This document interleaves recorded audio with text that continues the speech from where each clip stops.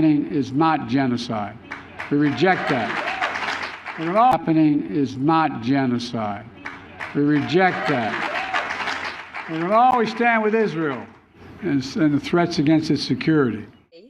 The whole world is seeing what kind of hegemony is the United States leading in the Middle East.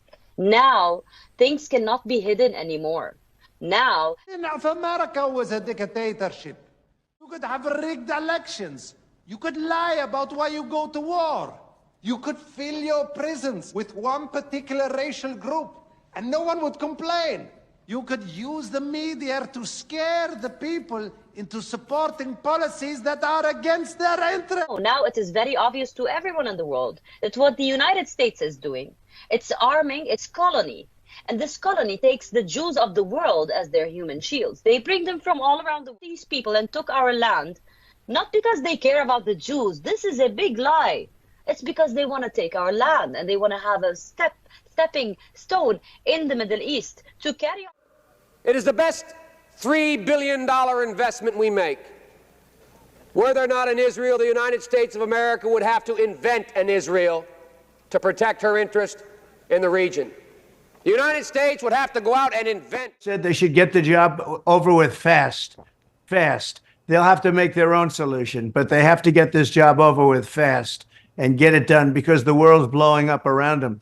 So they have to get the job done fast. Standing 100% with Israel, you achieved the Abraham Accords, which was the first peace deal since Sadat. And so are you still 100% with Israel? And what's your advice to Netanyahu beyond get it over with in a hurry? Well, that's all the advice you can give. I mean, that's the advice. You got to get it over with, and you have to get back to normalcy. Disappears.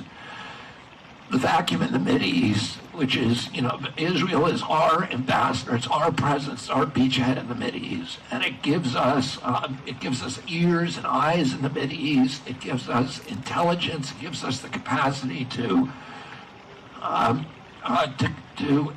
influence affairs in the Mideast. If Israel disappeared, Russia and China would be controlling the Mideast, and they control 90% of the world's oil supply, and that would be cataclysmic for U.S. national security. So that's the answer. I do not admit that a wrong has been done to these people by the fact that a stronger race, a higher grade race, a more worldly wise race, to put it that way, has come in and taken their place. תשמיד את עזה עכשיו, עכשיו. לא נותרת אבן על אבן בעזה. עזה הופכת לדרזדן, כן, שריפה מוחלטת.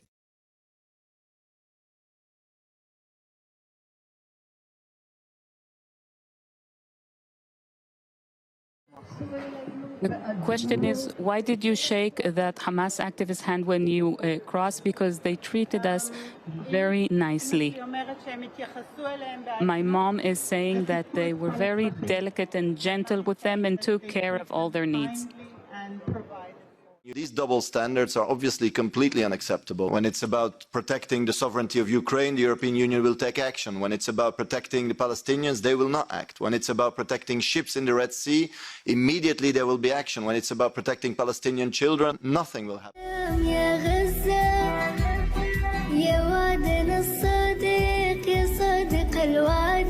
You've seen Jewish Voice for Peace parading in Chicago and New York and Washington. So the world is changing.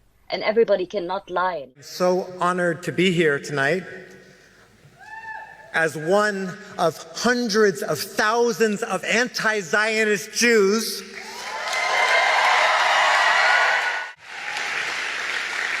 with our whole beings. We reject Zionism itself as a racist and colonial ideology.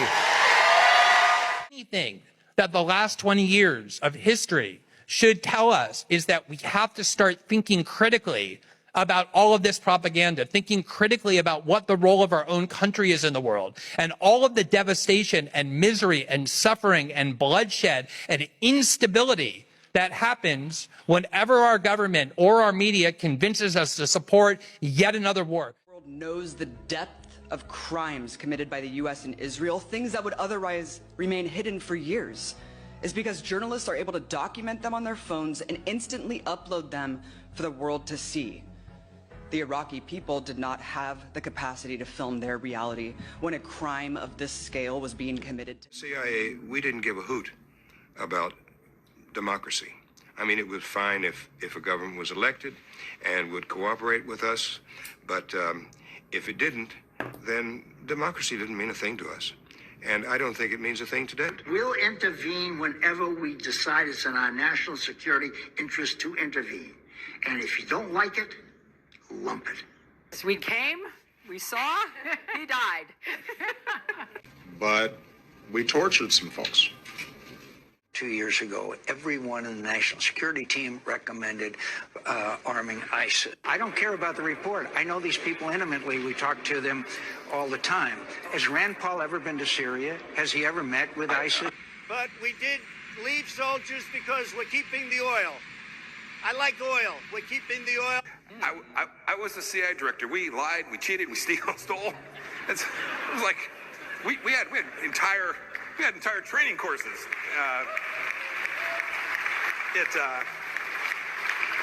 It reminds you of the glory of the American experience. Pierce, let me give you a word of advice.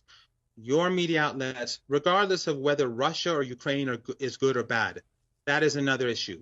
Your media outlets in the West have been misleading the people for 2 years now, saying Ukraine is winning, Ukraine is winning.